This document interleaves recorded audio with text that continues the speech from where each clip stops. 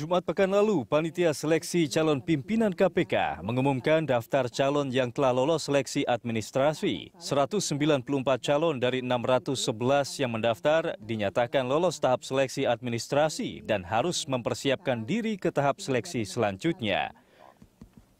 Sebagian besar calon pimpinan yang lolos adalah pria berprofesi sebagai advokat dan berasal dari luar ibu kota Jakarta. Selain itu, sejumlah nama yang cukup dikenal publik termasuk calon yang lolos yakni pejabat KPK, pejabat negara, serta kader partai politik. Tak ketinggalan, 5 polisi aktif dan purnawirawan pun siap mengikuti seleksi tahap kedua.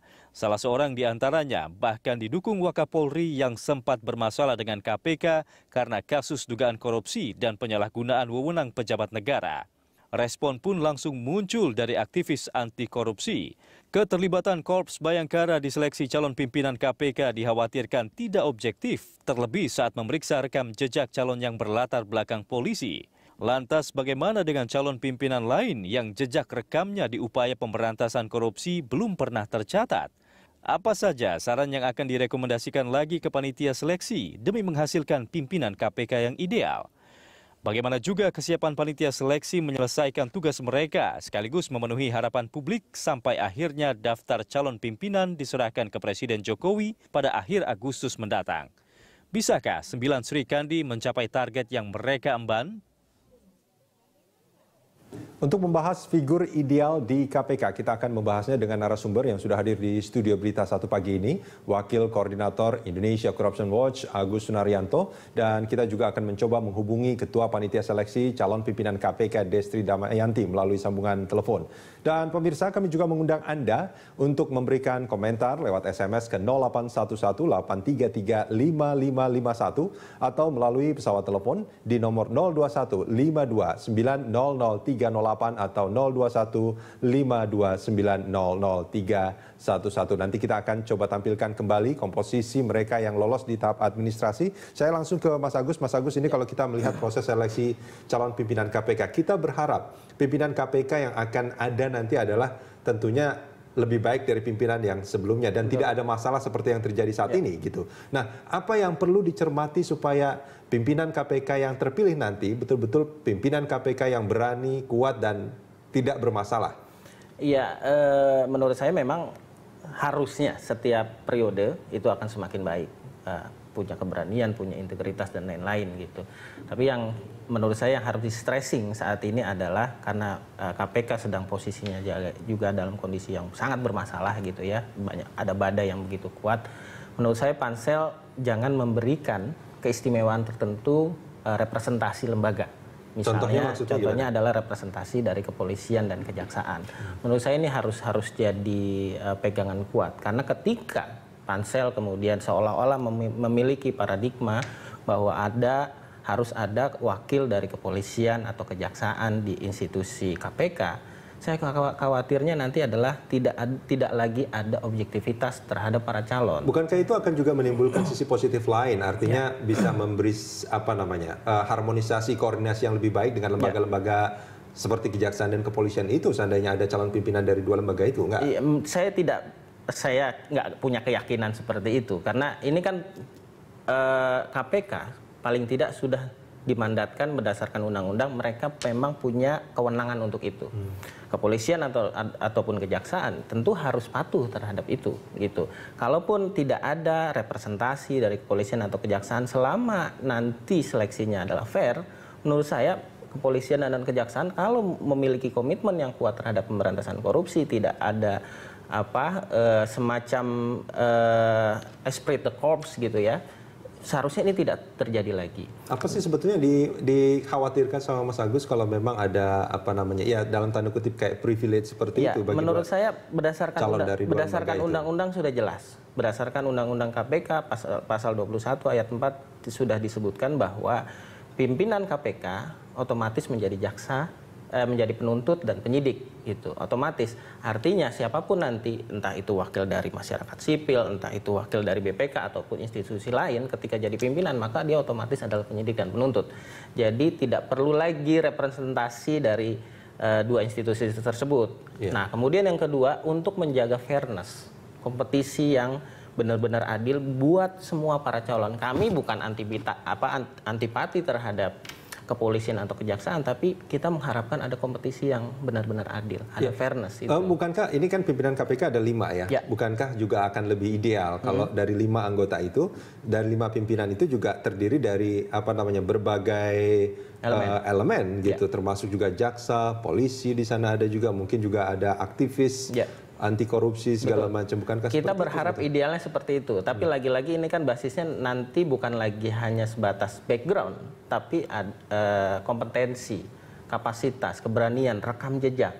Kalau semua calon itu kemudian secara ideal ternyata memang ada wakil dari kepolisian atau kejaksaan, no problem. Tapi jangan ujuk-ujuk di depan dikatakan bahwa harus ada representasi dari kepolisian dan kejaksaan. Artinya ini mengeliminir potensi calon-calon lain. Ini hanya karena alasan fairness saja ya. Salah satunya itu. Kemudian yang kedua adalah kita khawatir, sebenarnya ada rasa khawatir juga. Bagaimana kalau kemudian kita lihat lagi mandat dari KPK, bahwa salah satu mandat utama dari KPK bukan hanya membersihkan koruptor yang berbasis penyelenggara negara, tapi aparat penegak hukum juga. Artinya kalau kemudian benar-benar nanti ada wakil dari kepolisian atau kejaksaan tidak memiliki integritas yang kuat, kita khawatir COI yang terjadi, conflict of interest gitu. Ini yang kita khawatirkan. Tapi lagi-lagi seharusnya pansel bisa melihat potensi ini, bisa melihat rekam jejak yang bersangkutan. Jangan sampai kemudian ya mereka adalah jaksa, ya mereka adalah kepolisian, tapi rekam jejaknya tidak baik. Makanya menurut saya yang satu yang harus difikirkan adalah fairness itu. Kemudian mandat utama dari KPK untuk membersihkan korupsi di lingkup aparat penegak hukum, khususnya di kepolisian dan kejaksaan. Nah, itu dikhawatirkan kalau ada pimpinan KPK dari 2 lembaga itu, upaya untuk pembersihan korupsi di 2 lembaga itu tidak akan berjalan dengan baik. Salah satu kekhawatirannya kalau misalnya nanti dipaksakan harus ada kepolisian dan kejaksaan, padahal mereka punya rekam jejak yang tidak baik. Kalaupun mereka bisa berhasil di situ melewati proses yang benar-benar fair, tidak ada keistimewaan khusus, menurut saya nggak ada masalah. Kami dari masyarakat sipil juga nggak ada masalah kok. Banyak wakil dari kejaksaan dan kepolisian yang juga punya kompetensi yang baik, punya integritas yang baik, tapi lagi-lagi jangan memberikan keistimewaan khusus terhadap kepolisian dan kejaksaan. Lalu gimana caranya? Kalau tadi dikatakan bahwa dikhawatirkan ada COI tadi, conflict of interest tadi. Lalu bagaimana untuk menghilangkan itu ketika secara fakta memang mereka adalah latar belakangnya dari 2 lembaga itu misalnya? Apa? Saya pikir ketika mereka sudah masuk di KPK setelah melalui proses yang fair, rekam jejaknya juga baik gitu. Di KPK kan punya mekanisme pengawasan internal ya, lewat majelis etik ataupun kalau pegawai ada pengawas internal gitu. Nah, ini yang harus betul-betul berjalan. Kan majelis etik bersifat ad hoc dan masyarakat juga ikut mengawasi. Tapi yang kita inginkan lagi-lagi adalah prosesnya berjalan adil dulu. Nah, pansel menurut saya pernah beberapa kali soalnya membaca di beberapa media seolah-olah memberikan keistimewaan. Contohnya pernyataan seperti apa yang? Ya harus ada wakil dari kepolisian dan kejaksaan. Ini menurut saya agak-agak bias menurut saya kalau dari awal sudah memberikan itu, bahwa nantinya di KPK ada penyidik atau penuntut dari kejaksaan atau kepolisian itu nggak ada masalah gitu. Tapi jangan kemudian memberikan jalan lapang dibandingin dengan yang lain gitu. Menurut saya nggak. Mas Agus, tadi Anda mengatakan bahwa gimana caranya supaya konflik of interest itu tidak terjadi dengan pengawasan internal. Nah, sebelum mereka menjadi pimpinan KPK, sebelum ini menjadi urusan pengawasan internal gitu. Apa yang harus dilakukan oleh pansel saat ini supaya paling tidak di awal sudah bisa dikatakan bahwa orang ini memang tidak akan memiliki konflik of interest jika nanti suatu hari berhubungan dengan lembaga di mana dia pernah berada di sana. Pertama, pansel menjadi posisi yang sangat strategis. Tapi harus diingat juga, pasca pansel nanti ada proses fit and proper test di DPR. Nah, menurut saya sejak awal harus ada semacam integrity ya dari para calon gitu ya, dan ini masih agak panjang. Tes integritas itu kan sulit sekali gitu. Satu itu tidak ada jaminan. Paling tidak itu komitmen pertama yang harus kita berikan kepada mereka. Kemudian yang kedua adalah harus rekam jejak, ini harus penting.